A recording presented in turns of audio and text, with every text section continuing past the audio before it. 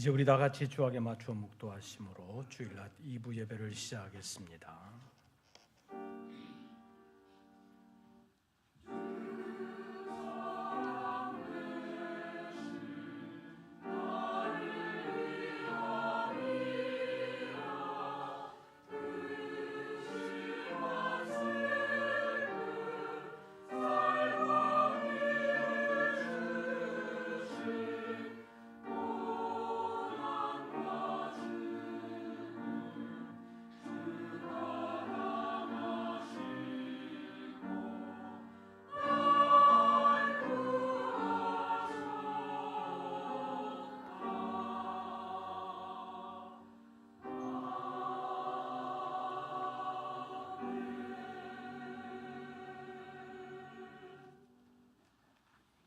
날마다 우리 짐을 지시는 주, 곧 우리의 구원이신 하나님을 찬송할지로다.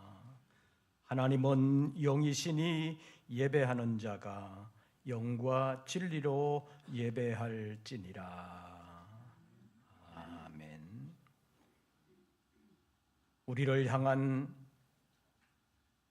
하나님의 은혜와 사랑이 너무나도 크지만 알지 못하고 살아올 때도 많았던 저희들, 주의 날 다시 불러 주님의 은혜와 사랑을 생각하게 하심을 감사합니다. 이 아침 머리 숙여 예배하는 우리 모든 권속들 가운데 주님의 은혜와 사랑이 임하시는 줄로 믿습니다. 이 은혜와 사랑을 품고 새로운 한 주간을 살게 하시고 주님과 함께 살며 주님을 위하여 사는 삶으로 저희들을 강권하여 주시옵소서. 오늘의 예배 가운데 임재하시고 홀로 영광 받으시며 거룩한 주님의 뜻을 이루시옵소서. 우리 주 예수 그리스도의 이름으로 기원하옵나이다. 사도신경 세번역본으로 우리의 신앙을 함께 고백하겠습니다. 나는 전능하신 아버지 하나님 천지의 창조주를 믿습니다. 나는 그의 유일하신 아들 우리 주 예수 그리스도를 믿습니다. 그는 성령으로 잉태되어 동정녀 마리아에게서 나시고 본디오 빌라도에게 고난을 받아 십자가에 못 박혀 죽으시고 장사된 지 사흘 만에 죽은 자 가운데서 다시 살아나셨으며 하늘에 오르시어 전능하신 아버지 하나님 우편에 앉아 계시다가 거기로부터 살아있는 자와 죽은 자를 심판하러 오십니다. 나는 성령을 믿으며 거룩한 공교회와 성도의 교제와 죄를 용서받는 것과 몸의 부활과 영생을 믿습니다. 찬송가 47장입니다.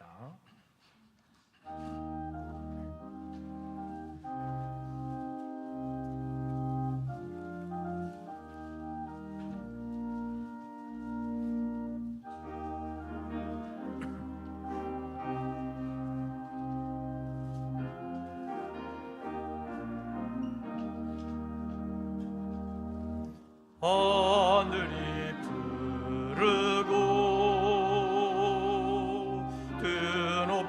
맑은 날 찬란한 아침이 열리며 밝은데 주 앞에 나가 그 이름 부르며 죄은 죄만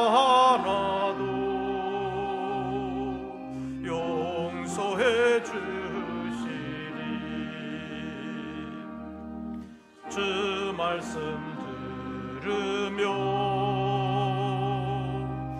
가슴을 여는 날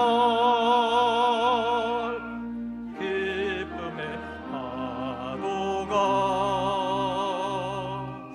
밀려와 닿네. 피곤한 몸 몸과 마음 편안히 쉬는 날 성전에 나와서 주 찬양하리라. 걱정과 심이 없어진 좋은 날 새로운 희망이 솟구쳐 오르네. 생명의 양식을 땅에서 맛보면 하늘의 은총을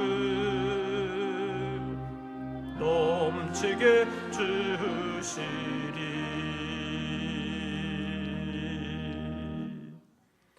오늘의 성시교독은 129번입니다.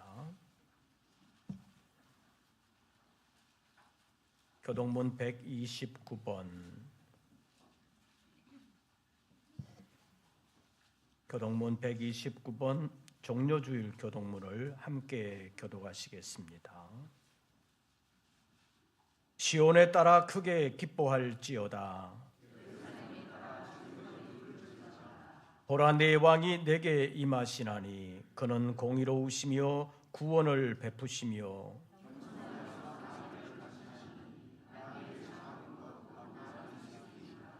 내가 에브라임의 병거와 예루살렘의 말을 끊겠고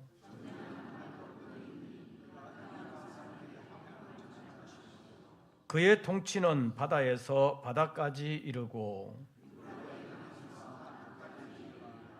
앞에서 가고 뒤에서 따르는 무리가 소리 높여 이르되. 다 같이 봉독합니다. 주의 이름으로 오시는 이여 가장 높은 곳에서 호산나 하더라. 아멘. 이제 2부 예배를 위하여 김명복 장로님 기도하시겠습니다.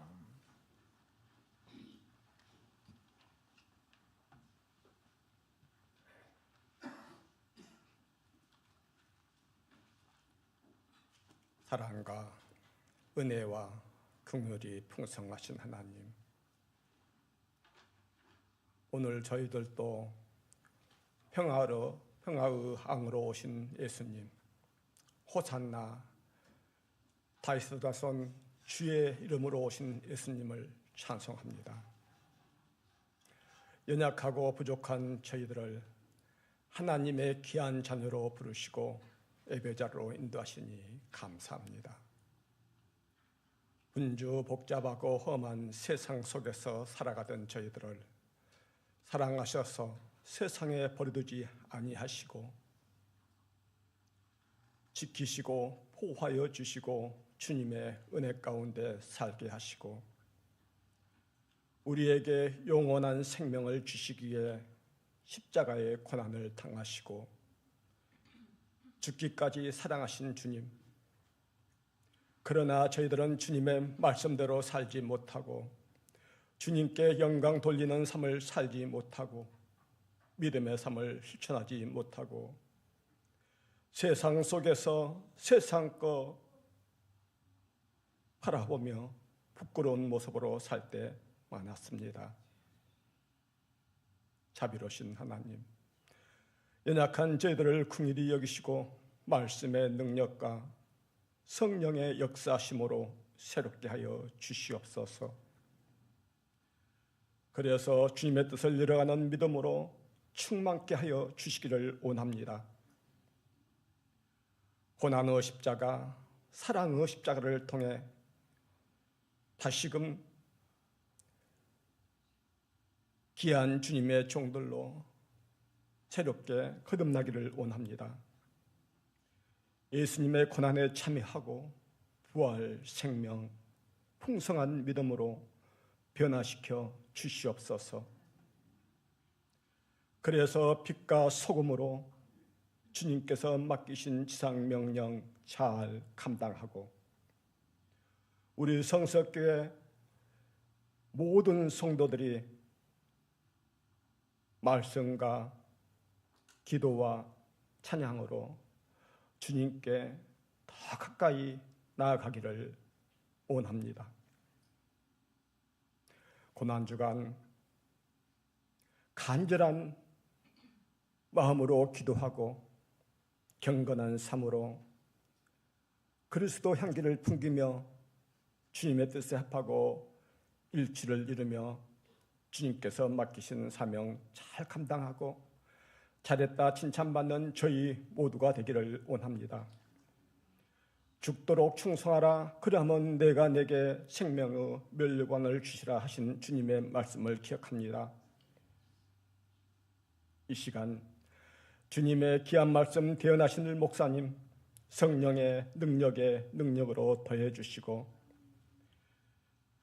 귀한 말씀 선포될 때 저희들에게 생명의 샘물이 되게 하여 주시며 말씀에 의지하여 천신갑주를 입어 세상을 이기는 저희 모두가 되게 하여 주시옵소서. 내가 너희 모두에게 복주고 복주며 번성케 하고 번성케 하려 하신 주님, 여기에 모든 우리 모두에게 하늘의 신령한 복을 부어 주옵시고 주님의 크고 놀라운 사랑과 은혜 베풀어 주시옵소서.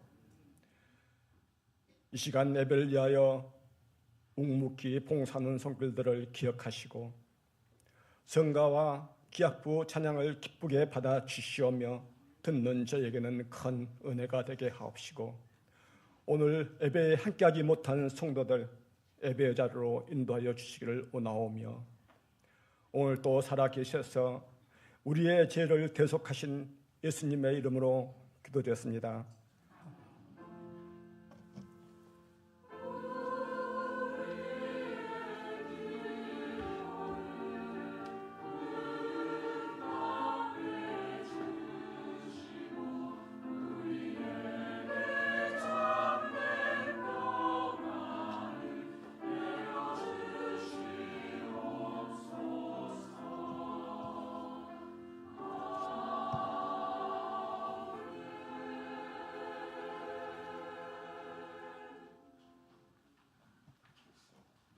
오늘 우리에게 주시는 하나님의 말씀을 찾습니다. 신약성경 누가복음 제19장입니다. 누가복음 제19장 28절부터 40절까지의 말씀입니다. 제가 가진 성경으로는 신약성경 128쪽 누가복음 제19장 28절부터 교독하시겠습니다. 28절 말씀을 제가 먼저 봉독합니다. 예수께서 이 말씀을 하시고 예루살렘을 향하여 앞서서 가시더라.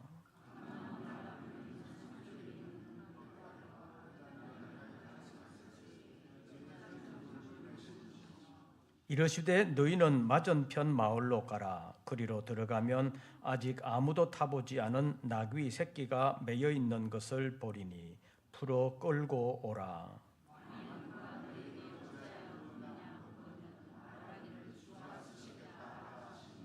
보내심을 받은 자들이 가서 그 말씀하신 대로 만난지라.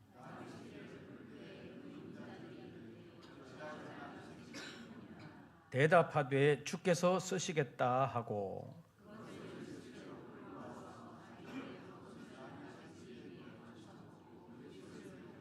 가실 때에 그들이 자기의 겉옷을 길에 펴더라.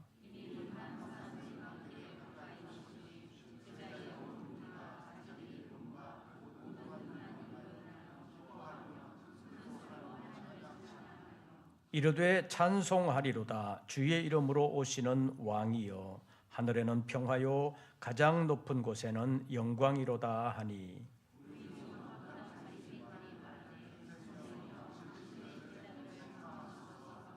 (40절) 다 같이 봉독합니다. 대답하여 이르시되 내가 너희에게 말하노니 만일 이 사람들이 침묵하면 돌들이 소리 지르리라 하시니라. 이제 임마누엘 성가대의 찬양이 있겠습니다.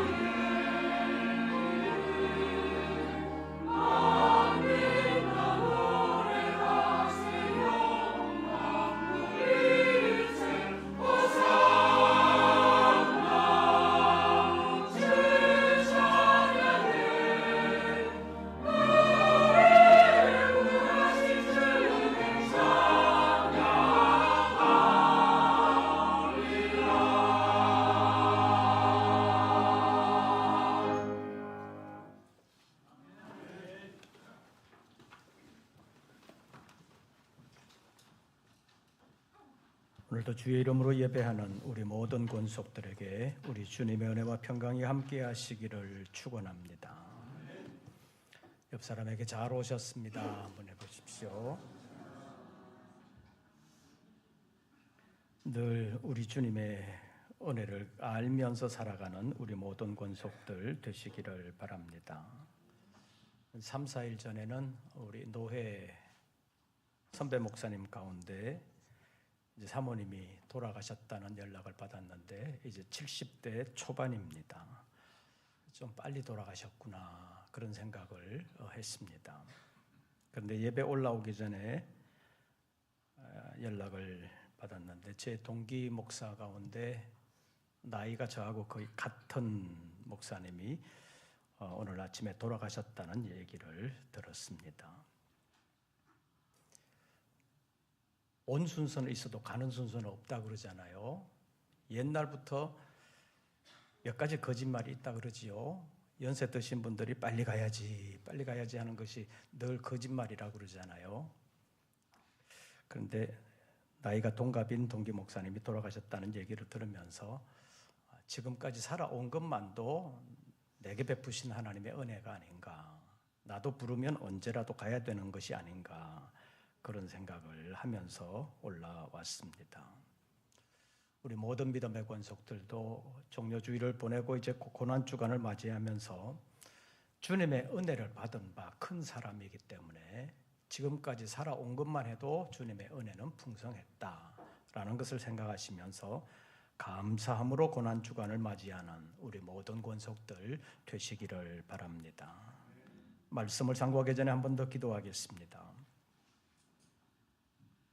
말씀 앞에 머리를 숙입니다. 부족하고 불충한 종들이오나 베풀어 주신 은혜와 사랑으로 지금까지 살아왔습니다. 주님 앞에 서는 그날 부끄러움 없이 설 수 있도록 저희들의 삶을 붙들어 주시고 늘 믿음 안에서 사명을 감당하는 방향으로 인도해 주시옵소서. 예수님의 이름으로 기도하옵나이다. 아멘. 오늘은 교회력으로 종려주일입니다. 예수님께서 생애 마지막으로 예루살렘으로 들어가신 것을 오늘 본문이 기록하고 있는데, 예수님께서 오늘 본문에서만 예루살렘으로 들어가신 것이 아니라 그동안에 여러 번 예루살렘으로 이미 들어가셨습니다. 그런데 다른 때와는 달리 오늘 본문에 있는 말씀을 보면 예수님께서 생애 마지막으로 예루살렘으로 들어가실 때는 여러 가지 사건들이 있었던 것을 보여주고 있습니다. 그런데 예수님 생애 마지막으로 들어가실 때는 평소와는 확실하게 다르게 들어가셨는데 나귀를 타고 들어가셨다는 것입니다. 그것도 그 나귀의 주인이 누구인지는 밝혀지지 않았습니다. 예수님은 아셨겠지만 제자들은 그 임자가 누군지 알지 못했습니다. 그 어린 나귀를 타시기 위하여 예수님은 제자들 가운데 두 사람을 맞은편 마을로 보내셨습니다. 보내시면서 거기 가면 아직 아무도 타보지 않은 어린 나귀가 매여져 있을 텐데 풀어서 끌고 와라. 만일 누가 너희에게 묻기를 왜 풀어가느냐 묻거든 주가 쓰시겠다 하라. 요즘식으로 말한다면 어르신이, 높으신 분이 또는 우리 주인님이 쓰시겠다고 하라, 그런 말씀입니다. 그러시고는 굳이 아무도 타보지 않은 어린 나귀를 타고 예루살렘으로 들어가셨습니다. 인간적으로 생각해 보면 아주 위험한 일이 생길 가능성이 다분합니다. 왜냐하면 아무도 타보지 않은 나귀를 탄다는 것은 대단히 위험한 일이기 때문입니다. 사람들이 주로 잘 타는 말이나 소도 처음에는 사람 태우는 것을 거부합니다. 훈련이 잘 된 말이나 소는 타도 괜찮지만 훈련되지 않은 말이나 소를 타게 되면 소는 사람을 태우지 않으려고 여리저리 뛰어다니면서 사람을 떨어뜨리려고 하는 것이 짐승의 본능이라고 할 수 있습니다. 그래서 훈련이 잘 된 말이나 소는 탈 수 있지만 훈련 안 된 것은 타기가 쉽지 않습니다. 유럽에는 로데오라는 경기가 있습니다. 아직 길들여지지 않은 말이나 소를 타고 얼마나 오래 버티느냐, 그 시간을 다투는 경기입니다. 대부분 오래 타지 못하고 떨어집니다. 심하면 떨어질 때 다칠 수도 있습니다. 그런데 오늘 본문에 보면 예수님께서 제자 둘을 맞은편 마을로 보내시면서 굳이 아무도 타보지 않은 나귀 새끼를 끌고 와라 라고 명령하셨습니다. 예수님은 로데오 경기 경험이 있는 분이 아닙니다. 그럼에도 불구하고 굳이 아무도 타보지 않은 나귀 새끼를 끌고 오라고 말씀하셨고 그 어린 나귀를 처음으로 타시고 예루살렘으로 들어가셨습니다. 어떻게 보면 초라한 모습으로 예루살렘으로 들어가셨습니다. 당시의 상황으로 본다면 예루살렘으로 들어오는 왕이나 전쟁에서 승리한 장군들이 아주 늠름한 백마를 타고 예루살렘으로 들어오게 되면 그때 많은 사람들이 나가서 환영을 하게 되는데 그때 종려가지 나무를 흔들면서 환영하는 것이 가장 익숙한 모습이었다고 말할 수 있습니다.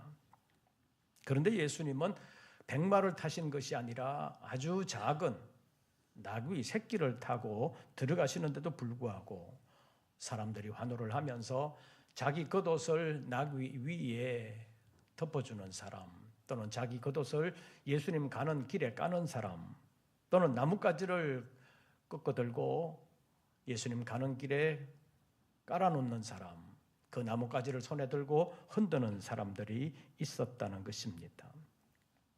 그 나뭇가지가 종려나무였기 때문에 예수님께서 마지막으로 예루살렘에 입성하신 날을 기념하는 주일을 종려주일이라고 부르는 것입니다.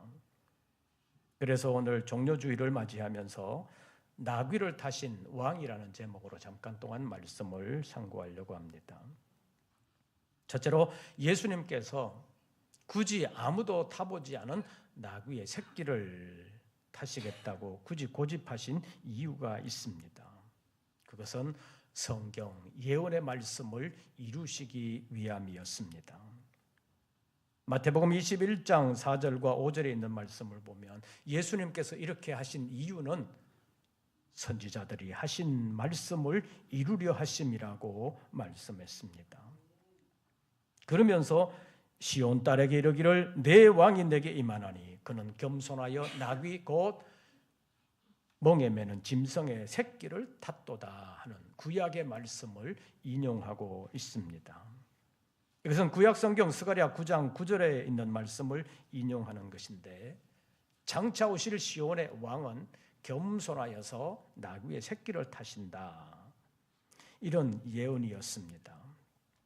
이 말씀은 하나님의 아들로서 오실 메시아에 대한 예언인데 예수님께서 이미 세상에 오실 때 히브리서 10장에 있는 말씀을 보면 하나님이여 보시옵소서 두루마리 책에 나를 가리켜 기록된 것과 같이 하나님의 뜻을 행하러 왔나이다 라고 말씀하셨습니다. 예수님은 이미 세상에 오실 때 하나님의 두루마리 책 구약 성경에 예언된 하나님의 뜻을 행하기 위하여 오셨다는 것을 분명하게 밝히시는 말씀입니다. 그래서 예수님은 이 땅에 오셔서 하시는 말씀도 아버지의 말씀을 전하셨습니다.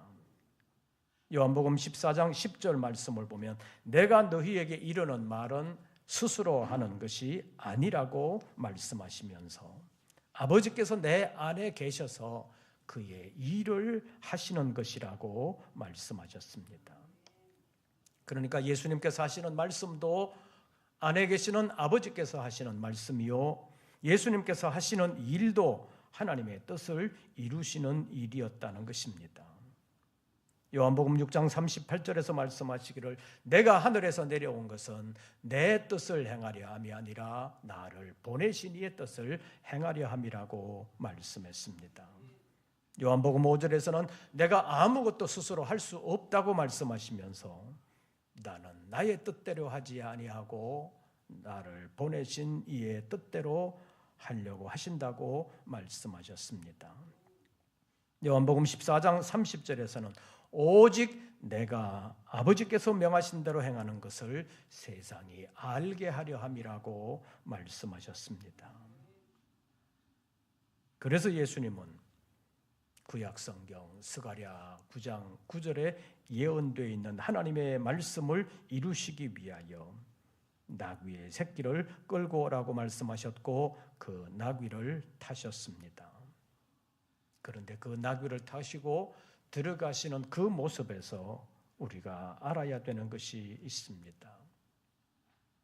예수님은 천지와 만물을 지으실 뿐만 아니라 다스리시는 하나님이시다라는 사실을 알아야 된다는 것입니다.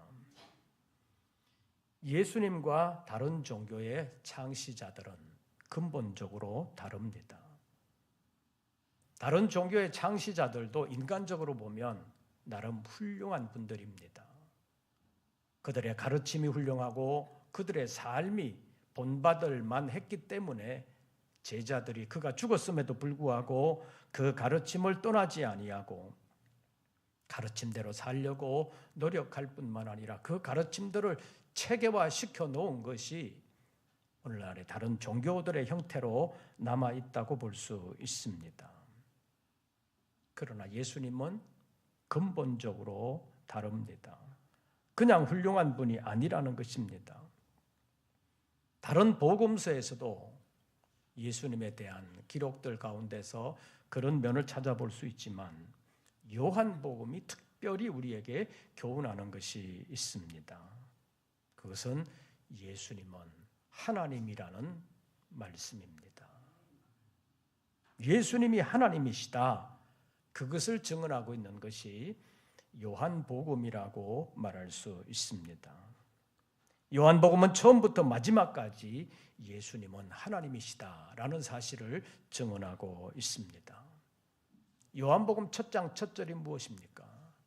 태초에 말씀이 계시니라 이 말씀이 하나님과 함께 계셨으니 이 말씀은 곧 누구시니라? 하나님이시니라. 예수가 하나님이라는 사실을 선언하고 요한복음이 시작되고 있습니다. 그러다가 가장 의심이 많은 제자 도마를 통해서 예수님은 나의 주님이시요 나의 하나님이시라는 고백을 했던 것을 요한복음에 기록되어 있습니다. 이것은 예수님이 하나님이라는 사실을 더 확실하게 밝히신 것이라고 말할 수 있습니다. 의심 많은 도마는 예수님의 부활을 믿지를 못했습니다. 다른 사람들이 예수님 부활하셨다, 부활하신 모습을 봤다라고 말을 했지만 나는 못 믿겠다. 내 눈으로 직접 봐야 되겠다. 내 손으로 만져봐야 되겠다라고 말했던 사람이 도마입니다. 이렇게 의심 많은 도마가 예수님의 부활을 의심하다가 마침내 부활하신 예수님을 만나게 됩니다. 그래서 확인하고 마침내 하는 고백이 예수님을 향하여 나의 주님이시요 나의 하나님이십니다. 이렇게 고백을 했습니다. 이렇게 고백하는 도마의 신앙 고백은 베드로의 신앙 고백 못지않게 중요한 것입니다. 베드로의 신앙 고백이 이 땅에 육신으로 찾아오신 하나님의 아들에 대한 고백이라면 도마의 신앙 고백은 부활하신 예수님은 모든 인생의 주인이 되실 뿐만 아니라 모든 이의 하나님이 되신다라는 사실을 밝혀주는 고백입니다. 조금 전에도 말씀드린 것처럼 아무도 타보지 않은 나귀를 탄다는 거 쉽지 않습니다. 아무도 타보지 않은 나귀의 새끼는 자기 난생 처음으로 사람을 태워야 되는데 거부하게 되어 있습니다. 그것이 짐승의 본능입니다.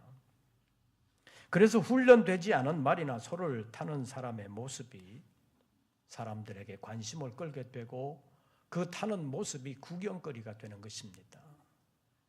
잘 훈련된 말을 탈 때는 사람들이 그냥 말 타고 가는 거겠거니 그렇게 생각하지만 처음으로 사람을 태우는 말이 있을 때는 저 말이 어떻게 하려나, 저 사람은 그 말을 어떻게 탈려나 관심이 생깁니다. 그래서 사람들이 나와서 구경도 하게 되는 것입니다. 그러다 보니까 유럽에서 로데오라는 경기가 생긴 것입니다. 일반적으로 사람을 처음 태우는 나귀는 아무나 탈 수 있는 것이 아닙니다. 그리고 편안하게 탈 수 있는 것도 아닙니다. 그것도 조용한 들판에서가 아니라 사람들이 북적이는 길 한복판에서 연호하는 사람들의 목소리가 큰 가운데서 간다는 것은 웬만하게 숙달된 말에게도 쉬운 일은 아닙니다. 여러분들도 사극 같은 데서 가끔 보시지만 말이 사람들의 함성에 놀래가지고 갑자기 뛰어오를 때가 있고 그래서 사람이 말에서 떨어지는 경우가 있는 것을 여러분도 종종 보실 것입니다. 그런데 예수님은 아무도 타보지 않은 나귀를 타고 예루살렘으로 들어가시게 됐습니다. 맞은편 마을에 매여 있는 남의 집 나귀를 끌고 올 수 있었던 것, 왜 끌고 가느냐 물을 때 예수님께서 뭐라고 그러셨어요? 주가 쓰시겠다 하라. 그 말 듣고 내줄 사람이 어디 있습니까? 그 주가 누군지도 모르는데요. 예수님께서 이미 나귀 주인의 마음을 감동시켜 놓았기 때문에 나귀 주인은 예수님의 말씀에 순종했다고 볼 수 있습니다. 그리고 아직 아무도 태워본 경험이 없었던 나귀의 새끼, 어린 나귀가 예수님을 태우고 환호하는 사람들의 목소리가 큰 그 가운데로 갈 수 있었던 것도 일반적으로 되는 일이 아닙니다. 나귀를 지으실 뿐만 아니라 나귀의 움직임까지 완전히 컨트롤하실 수 있는 주님의 능력이, 주님의 역사하심이 있었기 때문에 가능한 일이라고 말할 수 있습니다. 예수님에게 이런 창조주로서의 능력과 역사하심이 없었더라면 어떻게 됐겠습니까? 예수님의 환호받는 예루살렘 입성이 아니라 길들여지지 않은 나귀를 탄 갈릴리 촌사람이 마치 로데오 경기하는 것처럼 사람들의 구경거리가 되고 말았을 것입니다. 그러나 성경은 예수님을 처음 태운 나귀가 요란스럽게 뛰었다는 구절이 한 구절도 없습니다. 그랬더라면 사람들이 웃고 난리가 났을 텐데 아직 한 번도 사람을 태워본 일이 없는 어린 나귀였지만 예수님을 태우고 호산나 다윗의 자손이여 큰 소리치는 사람들 가운데로 갈 수 있었던 것, 그것은 예수님이 하나님이셨다는 사실을 드러낸 사건이라고 말할 수 있습니다. 그런데 또 한 가지 기억해야 할 것이 있습니다. 예수님께서 나귀를 타고 예루살렘으로 들어가셨다는 그것은 일반적인 왕이 아니라 공의로우시고 구원을 베푸시는 메시아일 뿐만 아니라 겸손하신 왕이시라는 사실을 역사 앞에 공표한 사건이 예수님께서 나귀를 타고 예루살렘으로 들어가신 사건이라고 말할 수 있다는 것입니다. 본문의 사건을 예언하고 있는 스가랴서 9장 9절에 있는 말씀을 다시 한 번 더 읽어드립니다. 시온에 따라 크게 기뻐할지어다. 예루살렘에 따라 즐거이 부를지어다. 보라, 내 왕이 내게 임하시나니 그는 공의로우시며 구원을 베푸시며 겸손하여서 나귀를 타시나니 나귀의 작은 것 곧 나귀 새끼니라. 나귀를 타고 예루살렘으로 들어오시는 예수님을 많은 사람들이 환호했습니다. 당시 사람들은 호산나를 외쳤습니다. 호산나의 뜻은 우리를 구원하소서, 이런 뜻을 가지고 있습니다. 그것을 보면 사람들은 예수님을 구주로 생각했다는 말입니다. 그리고 그 예수님을 향하여 다윗의 자손으로 오시는 왕이여, 이런 표현들을 썼습니다. 성경에 예언하고 있는 메시아로서 오신다는 것을 알았다는 것입니다. 예수님이 그들의 구주요 메시아라는 사실을 알았지만 그들이 알고 있는 메시아요 왕은 예수님이 생각하는 메시아요 왕이 아니었습니다. 당시에 예수님을 연호했던 사람들은 이미 예수님의 말씀을 들은 사람들 많았습니다. 예수님께서 행하셨던 기적을 본 사람들 많았습니다. 그래서 그들은 이제 예루살렘으로 예수님께서 들어가시기만 하면 예수님께서 우리를 로마의 압제로부터 벗어나게 하시고 우리를 편안하게 살게 해주실 것이다, 그런 생각을 가지고 있었다고 볼 수 있습니다. 이제 총선이 얼마 남지 않았는데 지난번 대통령 선거 때 여러분들은 어떤 생각으로 투표를 하셨는지 모르겠습니다. 내가 이 사람을 찍어주면 이 나라를 좀 잘 다스려 주겠거니, 그렇게 생각하고 대부분 찍으셨을 것입니다. 그런데 찍고 나서 어떤 생각을 가지시는지 모르겠습니다. 누구에게 찍었든 마찬가지입니다. 지금 대통령을 하고 있는 사람에게 찍었든 떨어진 사람에게 찍었든 달라지는 것은 별로 없습니다. 왜 그렇습니까? 이 나라의 대통령이 된다고 해서 자기 마음대로 할 수 있는 것이 별로 없기 때문입니다. 이번 국회의원 선거 때도 내가 누구를 찍어야지, 어느 당을 찍어야지 이미 정하신 분들도 있을 것이고 고민하는 분들도 있을 것입니다. 그러나 크게 달라지지 않습니다. 문제는 무엇이냐? 하나님을 기쁘시게 하는 방향으로 해야 된다는 얘기입니다. 하나님이 기뻐하시지 않는 방향, 인간적인 방법으로 선택하면 하나님의 징계받는 일이 생길 수밖에 없다는 사실을 꼭 기억하시기를 바랍니다. 예수님께서 나귀를 타고 예루살렘으로 올라가실 때 호산나를 외쳤다는 것은 예수님을 구주로 인정했다는 것이고, 다윗의 자손으로 오시는 왕이여라고 불렀다는 것은 그가 메시아라는 사실을 인정했다는 것입니다. 그런데 의미가 달랐을 뿐입니다. 그가 오셔서 로마로부터 우리나라를 해방시키고 우리를 경제적으로 잘 살게 해주실 것이고 정치적으로는 자유롭게 살 수 있도록 해주실 것이다, 그런 기대를 가지고 예수님을 연호했다는 것입니다.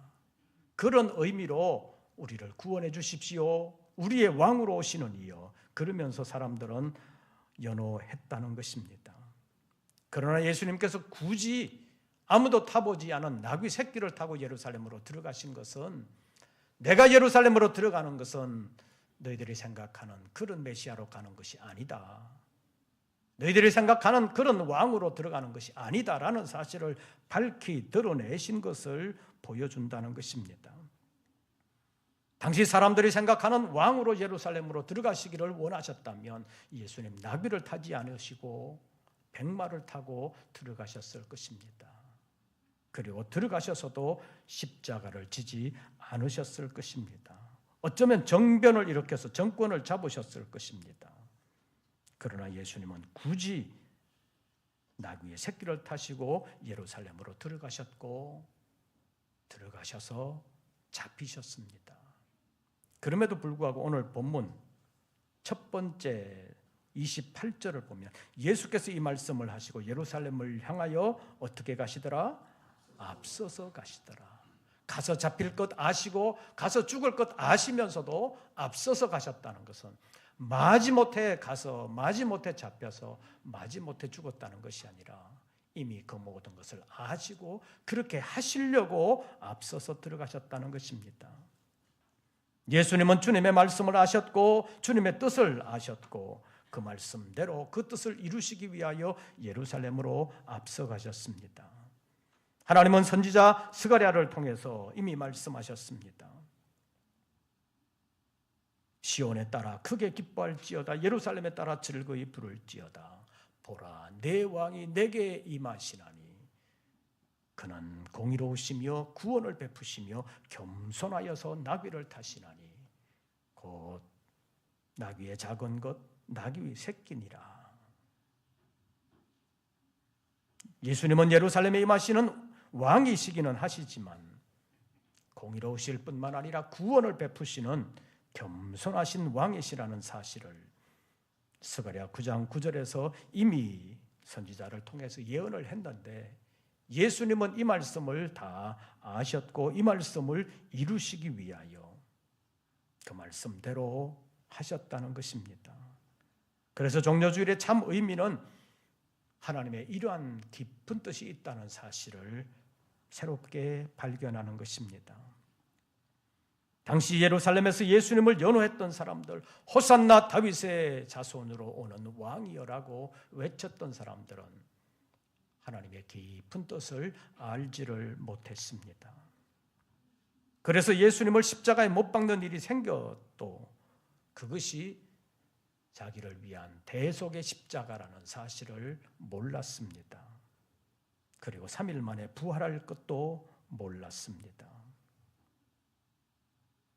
성경은 예수님이 나귀를 타고 예루살렘으로 들어가실 것, 예루살렘에서 십자가로 죽으실 것, 3일 만에 부활하실 것 이미 다 예언해 놓으셨다는 것입니다. 그래서 바울 사도는 예수님의 부활을 설명하면서 고린도전서 15장에서 내가 받은 것을 먼저 너희에게 전하였노니 이는 성경대로 그리스도께서 우리 죄를 위하여 죽으시고 장사 지낸 바 되셨다가 성경대로 사흘 만에 다시 살아나셨다라고 전하고 있습니다. 바울도 도마처럼 예수님의 메시아이심을 믿지 못했던 사람입니다. 예수님의 부활도 믿지 않았습니다. 예수님을 그리스도로 믿고 예수님의 부활을 믿는 사람들을 보면서 저 어리석은 것들 저렇게 어리석으냐? 어떻게 나사렛 촌사람, 갈릴리 촌사람을 그리스도라고 믿고 있냐? 저들은 죽어도 마땅하다라고 생각했던 사람이 바울입니다. 그런데 부활하신 예수님을 만나고 확인해 보니까 죽으실 것도 이미 성경에 예언되어 있고 다시 살아나실 것도 예언되어 있었더라는 것입니다. 그래서 바울은 부활하신 예수님께서 게바를 비롯한 제자들에게 나타나 보이셨을 뿐만 아니라 맨 나중에는 만삭되지 못하여 난 자 같은 내게도 보이셨다. 나같이 미련한 자에게도 부활하신 예수님은 나타나셨다는 것을 증언하고 있습니다. 이번 종려주일을 통해서 우리가 생각해야 되는 것이 바로 이것입니다. 예수님의 모든 것은 구약 예언의 말씀을 이루시는 것이다. 그래서 오셔서 내 죄를 위하여 십자가 지셨고 나를 의롭다 하시고 하나님의 나라로 인도하시기 위하여 다시 살아나셨다는 사실을 알고 그런 은혜와 하나님의 사랑에 감사하는 하나님의 사람들 되시기를 바랍니다. 그리고 그에 합당한 삶으로 하나님께 영광 돌릴 뿐만 아니라 나중에 주님 앞에 설 때 잘했다고 칭찬함을 받는 우리 모든 권속들 되시기를 주의 이름으로 축원합니다. 기도하겠습니다. 분주복잡한 세상의 일들에 얽매여 때로는 휘둘려 살아가면서 주님의 은혜와 사랑을 잊어버리고 살 때도 있었습니다. 그러나 버리지 아니하시고 새롭게 하시기 위하여 새롭게 은혜 베풀어 주시기 위하여 오늘도 주님의 이름 앞으로 예배의 자리로 불러주신 줄로 믿습니다. 주님의 뜻을 알지 못했지만 주님께서는 대속의 십자가를 지시고 죽으실 뿐만 아니라 부활하심으로 우리의 주 그리스도가 되신 것을 성경이 밝히 말씀하고 있사오니 고난주간을 보내며 다시 그리스도의 그리스도 되심을 알고 믿는 삶을 통해서 하나님께 영광 돌리는 사람으로 저희들을 새로워지게 하여 주시옵소서. 그리하여 주님 앞에 설 때 부끄러움 당하지 아니하고 상급받는 우리 모든 권속들 되게 하여 주시옵소서. 믿음 가지고 살면 하나님이 지켜주실 줄로 믿습니다. 승리케 하실 줄로 믿습니다. 예수님의 이름으로 기도하옵나이다. 아멘. 찬송가 140장 부르시면서 준비하신 예물 드리겠습니다.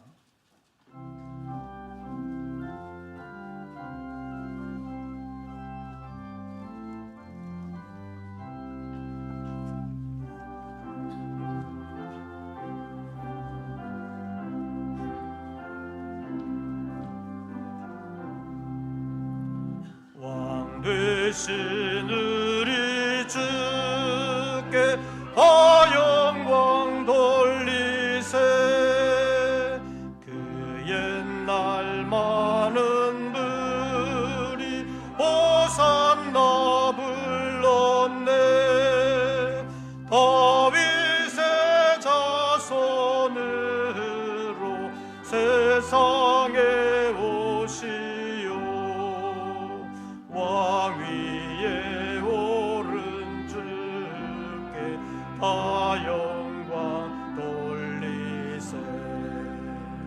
조천근 천사들이 호산나 부르니 뒤따라 가던 물이 다하다 파도다. 조유대 백성같이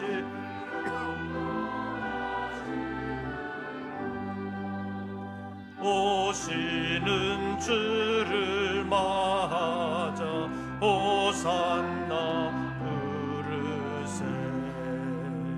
주 고난 받기 전에 수많은 무리가 영광의 찬송 불러 주 찬양하였네. 이같이 우리들도 주 환영하오니 그 넓은 사랑 안에 다 받아 주소서.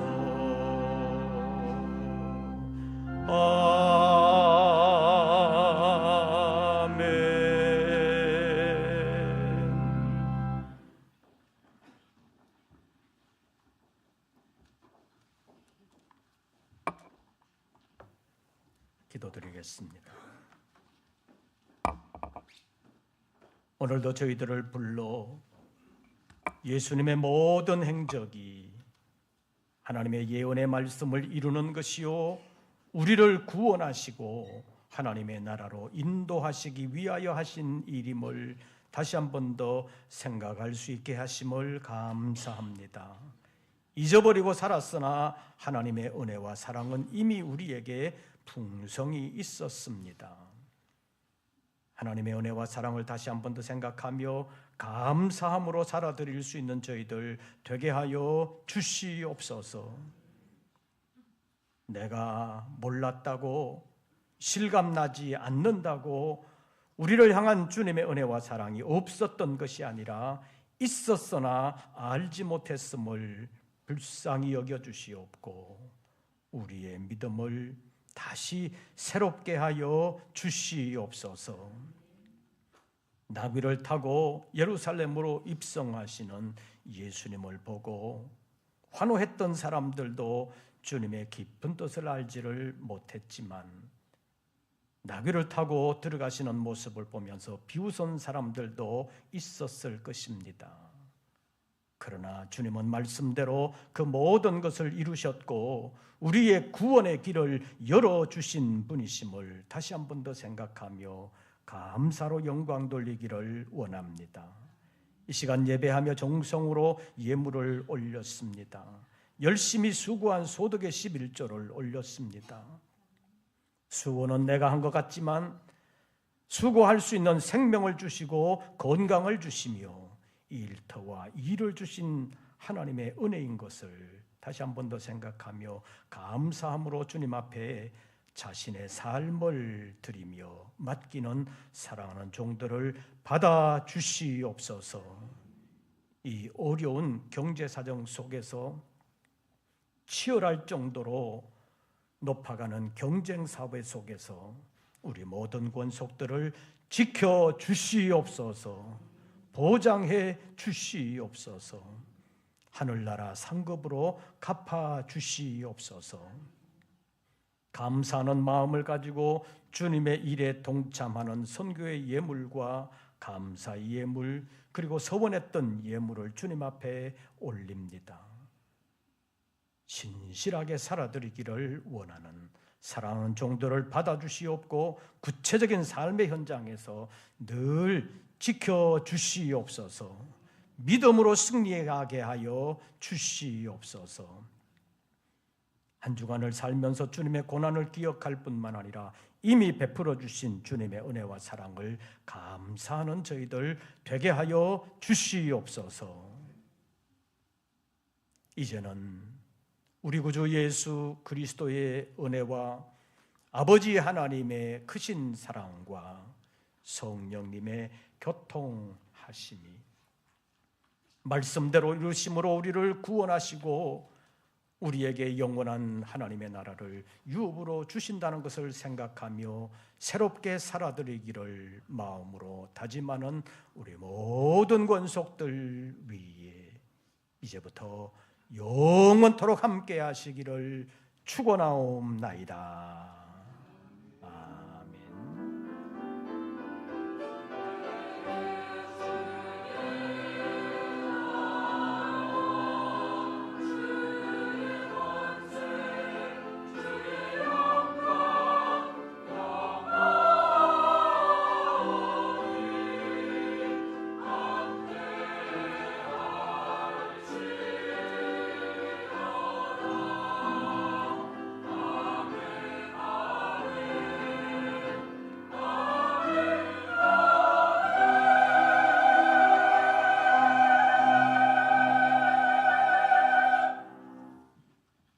광고 말씀을 드리겠습니다.